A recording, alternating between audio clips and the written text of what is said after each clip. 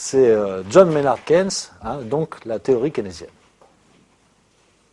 Alors pour comprendre Keynes, eh bien, comme tout à l'heure j'ai évoqué pour Marx le contexte social des débuts du capitalisme, eh bien, pour comprendre Keynes, c'est pareil, il faut recontextualiser sa réflexion, et c'est un contemporain évidemment de la crise des 29, et donc son principal ouvrage qui va être publié en 1936 est totalement imbibé, problématisé par ce qui s'est passé, par le traumatisme en quelque sorte de la crise de 29. Alors, Keynes, donc, qui meurt tout de suite après la Seconde Guerre mondiale en 1946, donc publie cet ouvrage principal. Il y a des mauvaises langues qui disent, si on parle toujours de la théorie générale de l'emploi, de l'intérêt et de la monnaie, c'est que c'est tellement mal écrit qu'on n'y comprend rien.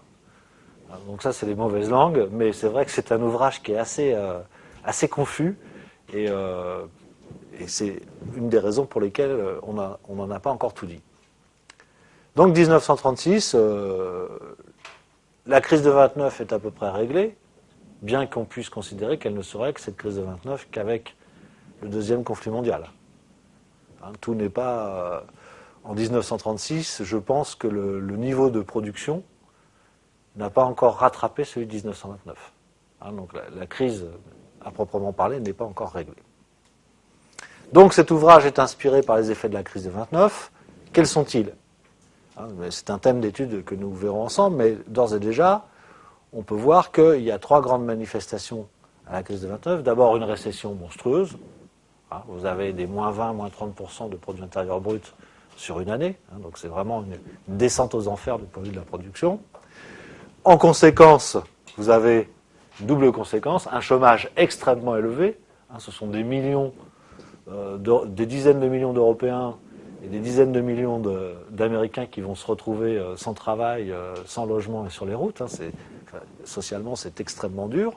Et l'autre conséquence, eh bien, c'est la déflation, c'est-à-dire une baisse des prix, qui est une très mauvaise chose, parce que si les prix baissent, c'est parce que les marchandises ne se vendent plus.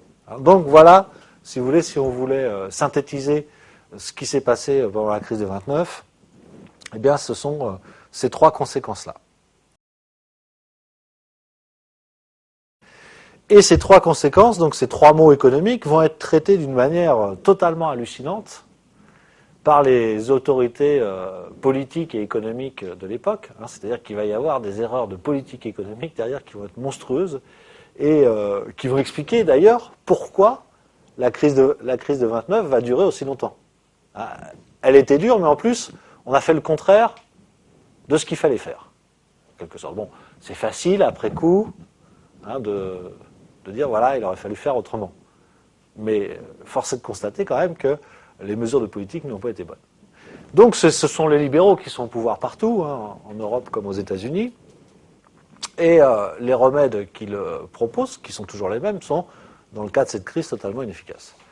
Donc eux, ils recommandent la rigueur monétaire, c'est-à-dire de dire, on va défendre la valeur de la monnaie, d'accord ?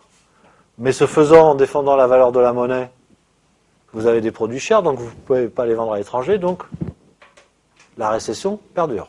Donc, en tous les cas, ça ne résout pas la récession.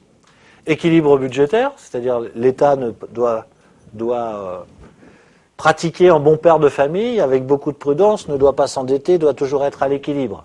Voilà ce qu'on pense à cette époque. Ceci étant dit, à notre époque, il y a aussi beaucoup d'économistes et de ministres de l'économie qui ne sont pas loin de penser ça. Or, comme la machine économique est totalement exsangue, Keynes le montrera, il faut réamorcer la pompe. Et donc, il n'y a qu'un agent qui dispose de moyens suffisants pour le faire, c'est l'État. Donc c'est le grand enseignement finalement de la théorie keynésienne, c'est de dire, quand on est en récession, il faut que l'État il dépense pour faire repartir la machine économique. Là, à cette époque-là, on fait l'inverse. C'est-à-dire qu'on lutte contre tous les déficits et on ne veut pas entendre parler de dette publique. Comme quoi, les époques changent. C'est une politique de baisse des prix. On essaye de faire baisser les prix pour être plus compétitif que les concurrents internationaux, puisque en 1929, contrairement à une idée reçue, la mondialisation est très avancée. Il y a eu après les années 30, il y a eu un retour en arrière et on retrouve le niveau d'échanges internationaux de 1929 dans les années 60. Donc, en 1929, il y avait déjà beaucoup d'échanges internationaux. En tous les cas, alors, des matières premières des pays en voie de développement vers les pays développés, et puis des produits finis entre pays développés. Donc, voilà, la politique de baisse des prix entraîne une concurrence totalement déloyale entre les nations, et donc une baisse des échanges internationaux.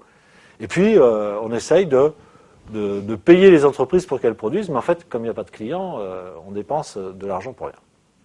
Donc, si on fait le rapprochement des deux, d'une part, on a une crise sans précédent dont on ne sait pas trop quoi faire, alors que le système économique appelé capitaliste, normalement, ne doit pas connaître des crises économiques, puisque les marchés doivent tout réguler. Et deuxièmement, des politiques économiques qui sont totalement inefficaces. Donc ça, c'est une véritable incitation pour quelqu'un comme Keynes de repenser ce que l'on sait de l'économie et de proposer une autre analyse économique, ce qu'il va faire et ce qu'on va appeler le keynésianisme.